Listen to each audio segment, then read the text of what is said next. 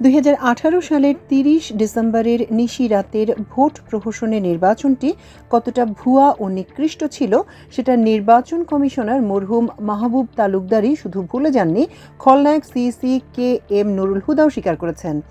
ওই নির্বাচনে 213টি ভোট কেন্দ্রে শতভাগ ভোট পড়া সম্পর্কে সাবেক সিইসি নুরুল হুদার উক্তি ছিল, এ ভোট স্বাভাবিক নয়, শতভাগ ভোট পড়ায় অস্বস্তিতে ছিলাম। নৈশ ভোট সম্পর্কে 2019 সালের 9 মার্চ নির্বাচন কর্মকর্তাদের প্রশিক্ষণ কর্মশালায় তিনি বলেছিলেন, ইভিএম মেশিনে যদি ভোটের ব্যবস্থা করা যায় তাহলে আর নির্বাচনের আগের রাতে ব্যালট পেপারে সিল মেরে বাক্স ভর্তি করার সুযোগ থাকবে না। অর্থাৎ নিশি ভোট তিনিও স্বীকার করে নেন। তেমনি সিইসি হিসেবে অবসর নেয়ার পর 2022 সালের জুনে এক বিতর্ক প্রতিযোগিতায় অংশ নিয়ে তিনি বলেন, দলীয় সরকারের অধীনে নির্বাচন করা স্পর্শকাতর ও চ্যালেঞ্জিং বিষয়। সর্বশেষ গ্রেপ্তার হওয়ার পর 164 ধারায় জবানবন্দিতে তিনি স্বীকার করেন তার সময়ে নিশিরাতে নির্বাচন হয়েছে। ওই নির্বাচন গোয়েন্দা সংস্থা এনএসআই ও ডিজিএফআই এর তত্ত্বাবধানে হয়েছে। তিনি শতভাগ ভোট কাস্ট হওয়ার কথাও স্বীকার করেন। ওই নির্বাচন সম্পর্কে মাহবুব তালুকদার বলেছিলেন, নির্বাচনের আগের রাতে ভোট হয়েছে এটা প্রতিষ্ঠিত সত্য। আর 213টি কেন্দ্রে যে শতভাগ ভোট পড়েছে সেই শতভাগ ভোট কেউই বিশ্বাস করবে না, কারণ নির্বাচনের আগের রাতে বাক্স ভর্তি ব্যালটের ছবি বিবিসি প্রচার করেছে। শুধু শতভাগ ভোটই নয়, 2018 সালে 30 ডিসেম্বরের নির্বাচনে জনপ্রিয় রাজনৈতিক দল বিএনপির ধানের শীষের প্রার্থীরা অসংখ্য কেন্দ্রে শূন্য ভোট পান, এমন অবিশ্বাস্য নজিরও স্থাপিত হয়েছে। নির্বাচনটি 6 মাস পর নির্বাচন কমিশন কেন্দ্রভিত্তিক যে ফল প্রকাশ করে সেটা যে কেউ দেখলেই এমন নানা জালিয়াতির ঘটনা চোখে পড়বে। যে কেউ www.ece.gov.bd ওয়েবসাইটে ঢুকলে দেখতে পাবেন 2018 সালের 30 ডিসেম্বরের নির্বাচনে সারা দেশের কেন্দ্রভিত্তিক ফলাফল। এর বাম পাশেই পাওয়া যাচ্ছে নির্বাচনী ফলাফল। সবাই এতে নিজ নিজ কেন্দ্রের ফলাফল দেখতে পাবেন। তাহলে 30 ডিসেম্বর ওই কেন্দ্রে কেমন ভোট দেখেছেন আর পরে কেমন রেজাল্ট দেখেছেন, এই দুটি চিত্র মেলাতে পারবেন।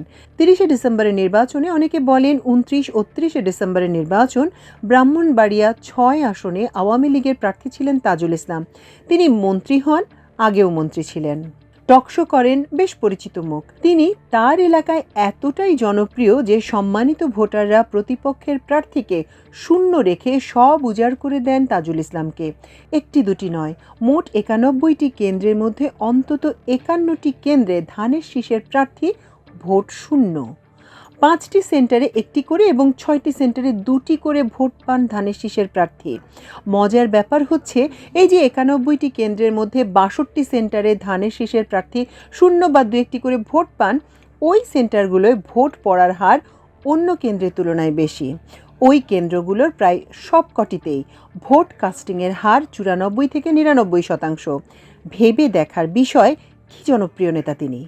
ওই কেন্দ্রগুলোর এলাকায় বিএনপির কমিটিতে থাকা নেতারাও যেন কেন্দ্রে গিয়ে নৌকায় ভোট দিয়ে এসেছেন। যদি বিএনপি নেতারা নৌকায় ভোট না দেন তাহলে কি করে প্রায় শতভাগ ভোট পড়ার পরও ধানের শীষ ভোট শূন্য হয়? নির্বাচনে আরও তুখোড় কারিশমা দেখিয়েছেন আওয়ামী লীগের ডাকসাইটে নেতা মরহুম মোহাম্মদ নাসিম। সিরাজগঞ্জ 1 আসনে তার প্রতিপক্ষ ধানের শীষের প্রার্থী জনপ্রিয় সঙ্গীত শিল্পী কনক চাঁপাকে হাজার খানিক ভোট ধরিয়ে দিয়ে তিনি জয়ী হন 3.25 লাখ ভোটে। ওই আসনে 168 কেন্দ্রের মধ্যে 85টিতে ধানের শীষের প্রার্থী ভোট পান শূন্য। 11 কেন্দ্রে একটি করে, 13 কেন্দ্রে 2টি করে এবং 6টি কেন্দ্রে 3টি করে ভোট পান ধানের শীষের প্রার্থী কনক চাঁপা। অথচ এসব কেন্দ্রেও ব্রাহ্মণবাড়িয়ার মতোই ভোট পড়ার হার 96 থেকে 99%। জাতীয় ক্রিকেট দলের সাবেক অধিনায়ক মাশরাফি বিন মুর্তজা ক্রিকেটার হিসেবে যেমন জনপ্রিয়, তেমনি তুমুল জনপ্রিয় রাজনীতিতেও। তা না হলে নড়াইল 2 আসনে তার প্রতিদ্বন্দ্বী ধানের শীষের প্রার্থী অন্তত 21টি কেন্দ্রে কি করে শূন্য ভোট পেলেন। এখানেও যথারীতি ধানের শীষে শূন্য ভোট পাওয়া কেন্দ্রগুলোর বেশিরভাগে ভোট কাস্টিংয়ের হার 95%-এর বেশি। কুমিল্লা 2 আসনে বিএনপির জাতীয় নির্বাহী কমিটির সদস্য ডক্টর খন্দকার মোশাররফ হোসেনও অন্তত 3টি কেন্দ্রে শূন্য ভোট পান। কুমিল্লা 10 আসনে ধানের শীষের প্রার্থী তুখোড় ও জনপ্রিয় নেতা মনিরুল হক চৌধুরীকেও অন্তত 4টি কেন্দ্রে দেওয়া হয় শূন্য ভোট। এমনকি বিএনপির একচেটিয়া ঘাঁটি বলে পরিচিত বগুড়া 1 আসনে অন্তত 2টি কেন্দ্রে ধানের শীষের প্রার্থীর ভাগ্যে জোটে শূন্য ভোট। লক্ষ্মীপুর 1 আসনটি সবসময়ই বিএনপির ঘাঁটি হিসেবে পরিচিত। ওই ঘাঁটিতে ধানের শীষের প্রার্থী টিভি টকশোর জনপ্রিয় মুখ এলডিপি নেতা শাহাদাত হোসেন সেলিম পান 4,000-এরও কম ভোট, আর রাজনীতির মাঠে অপরিচিত নৌকার প্রার্থী পান 1,85,000-এরও বেশি ভোট। এখানে ধানের শীষের প্রার্থী অন্তত 5টি কেন্দ্রে শূন্য ভোট পান। তিনি 100-রও বেশি ভোট পান মাত্র 4টি কেন্দ্রে। এই হলো ইলেকশনের নমুনা। মাদারীপুর 2 আসনে শাহজাহান খানের বিপরীতে ধানের শীষের প্রার্থীও অন্তত 35টি কেন্দ্রে শূন্য ভোট পান। মাদারীপুর শরীয়তপুর অঞ্চলে ধানের শীষের প্রার্থীর শূন্য ভোটের আধিক্যের সঙ্গে লক্ষণীয় বিষয় হলো 2-1টি কেন্দ্র বাদে তাদের ভোট কোথাও 2 সংখ্যা অতিক্রম করতে পারেনি। বেশিরভাগ কেন্দ্রে 2-4টি ভোট দিয়েই ধন্য করেছে তাদের। সারা দেশের চিত্র প্রায় একই রকম ছিল, তবে এক্ষেত্রে দেশ সেরা জনপ্রিয় নেতা গোপালগঞ্জ 1 আসনের ফারুক খান।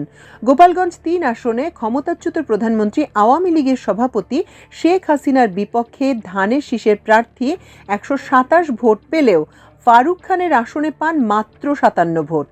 এখানে 133 কেন্দ্রের মধ্যে 122টি কেন্দ্রে ধানের শীষের ভোট শূন্য।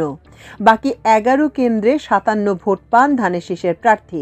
ফারুক খান পান 99% ভোট, আর প্রধানমন্ত্রী শেখ হাসিনা 99.74% ভোট পেলেও তার আসন 108টি কেন্দ্রের মধ্যে ধানের শীষে শূন্য ভোট পায় 89টি কেন্দ্রে। বাকি 19 কেন্দ্রে ধানের শীষের প্রার্থী পান 127 ভোট। তার মানে হলো শেখ মুজিব ও শেখ হাসিনার গোপালগঞ্জে শেখ হাসিনার চেয়েও বেশি জনপ্রিয় ফারুক খান। 99% ভোট পাওয়া প্রার্থীর মধ্যে তিনি ছাড়াও আছেন সিরাজগঞ্জ 1 আসনের সাবেক স্বাস্থ্যমন্ত্রী মরহুম মোহাম্মদ নাসিম, গোপালগঞ্জ 2 আসনের পলাতক শেখ ফজলুল করিম সেলিম, মাদারীপুর 1 আসনের পলাতক নুরি আলম চৌধুরী লিটন এবং শরীয়তপুর 1 আসনের ইকবাল হোসেন। এসব আসনে ঐক্যফ্রন্টের প্রার্থীরা 1% কম ভোট পান। ওই নির্বাচনে বেশিরভাগ আসনে জয়ী প্রার্থীদের সঙ্গে পরাজিতদের ভোটের ব্যবধান লাখের বেশি। সবচেয়ে বড় ব্যবধানে জয়ী হন ঢাকা 19 আসনে, অর্থাৎ সাভার আসনে আওয়ামী লীগের প্রার্থী গ্রেপ্তারকৃত ডাক্তার মোহাম্মদ এনামুর রহমান। তার সঙ্গে বিএনপির প্রার্থীর ব্যবধান ছিল 4,20,648 ভোটের। বিএনপির বড় নেতারাও ওই নির্বাচনে হারেন বড় ব্যবধানে। বিএনপির স্থায়ী কমিটির সদস্য মরহুম মওদুদ আহমেদ নোয়াখালী 5 আসনে প্রতিদ্বন্দ্বিতা করেন আওয়ামী লীগের সাধারণ সম্পাদক ওবায়দুল কাদেরের সঙ্গে।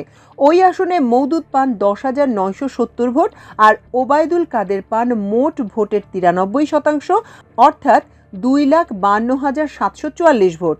নরসিংদী 2 আসনে বিএনপির ডক্টর আব্দুল মঈন খান পান 7,180 ভোট। ওই আসনে আওয়ামী লীগের আনোয়ারুল আশরাফ খান 1,85,711 ভোট পান। এই যে ধানের শীষের প্রার্থীর শূন্য ভোট আর আওয়ামী লীগের প্রার্থীর এত ভোট, সেখানে নতুন মাত্রা যোগ করে 2 শতাধিক কেন্দ্রে শতভাগ ভোট পড়ে। একাদশ জাতীয় সংসদ নির্বাচনে 213টি কেন্দ্রে শতভাগ ভোট পড়ে। ওই নির্বাচনে 41,000-এর বেশি কেন্দ্রে ভোট হয়। এতে 213 কেন্দ্রে শতভাগ ভোট পড়ে। 7,689 কেন্দ্রে 90 থেকে 90.99% ভোট পড়ে। সংসদ নির্বাচনে গড় ভোট দেখানো হয় 79.36%। ওয়ার্ড, ইউনিয়ন, থানা ও পৌর কমিটি মিলে একটি আসনে বিএনপি এবং তার অঙ্গ ও সহযোগী সংগঠনের শুধু কমিটিতে থাকা নেতার সংখ্যা অন্তত 10,000। তাদের পরিবারের সদস্য না হয় বাদই দিলাম। সেখানে এই যে ধানের শীষের শূন্য ভোট এবং একটি আসনে সর্বসাকুল্যে 57 বা 127টি ভোট পাওয়া, সেটা কি কোনো হিসাবে মেলে? ধরে নিলাম ওই এলাকায় বিএনপির নেতারাও ভোট দিতে যাননি, তাহলে সেসব কেন্দ্রে আবার শতভাগ বা 98 থেকে 99% ভোট পড়ল কি করে? আর ভোটার লিস্ট হওয়ার পর কেউ বিদেশে, কেউ অসুস্থ, কেউ নির্বাচনী কাজে অন্য এলাকায় থাকাসহ নানাবিধ কারণে শতভাগ ভোট পড়া একেবারেই অসম্ভব। অসংখ্য কেন্দ্রে বিএনপি শূন্য ভোট ও 213টি কেন্দ্রে শতভাগ ভোট পড়া ভুয়া ও নিকৃষ্ট নির্বাচনেরই প্রমাণ। শতভাগ ভোট পড়া নিয়ে গ্রেপ্তারকৃত সাবেক সিইসি কে এম নুরুল হুদাও অবাক হন। তিনি সাংবাদিকদের বলেছিলেন, কেন্দ্রে শতভাগ ভোট পড়া স্বাভাবিক মনে হয় না, কিন্তু প্রিজাইডিং ও রিটার্নিং কর্মকর্তা যেহেতু এ বিষয়ে আগে কিছুই জানাননি, তাই এখন ইসির কিছু করার নেই। মামলা হলে আদালত যদি নির্বাচন বাতিল করে ফের নির্বাচন দেয়, সেটি আদালতের এখতিয়ার। নির্বাচন নিয়ে বিশেষজ্ঞদের প্রশ্ন ছিল, ভোট গ্রহণে নিয়োজিত কর্মকর্তারা আগে জানাননি, কিন্তু 6 মাস পর তো জানলেন, তাদের বিরুদ্ধে কেন ব্যবস্থা নেওয়া যাবে না? আসলে সেই খলনায়ক সিইসি বাহিনী সবই করে জেনে বুঝে পরিকল্পনা মাফিক। সেই সিইসি নুরুল হুদা এও জানেন, নির্বাচনে এই ভয়াবহ জালিয়াতি নিয়ে কেউ আদালতে গেলেও তার নিষ্পত্তি হতে হতে সংসদের মেয়াদ শেষ হয়ে যাবে। ততদিনে তিনিও হয়তো আর সিইসি থাকবেন না। তাই সাংবাদিকদের কাছে তখন ছিল তার এই কৌশলী উত্তর।